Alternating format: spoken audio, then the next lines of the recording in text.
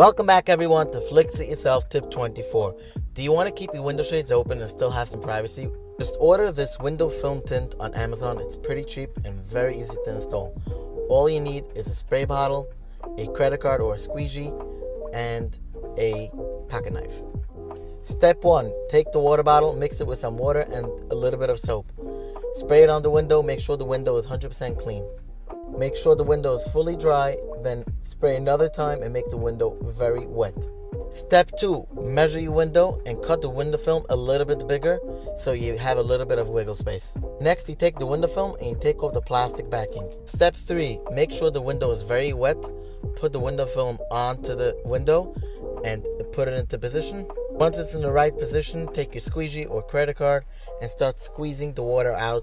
Step 4. Take your pocket knife, cut the excess material. It's simple as that. Now you can enjoy some privacy even when your window shades are open. Have a wonderful week.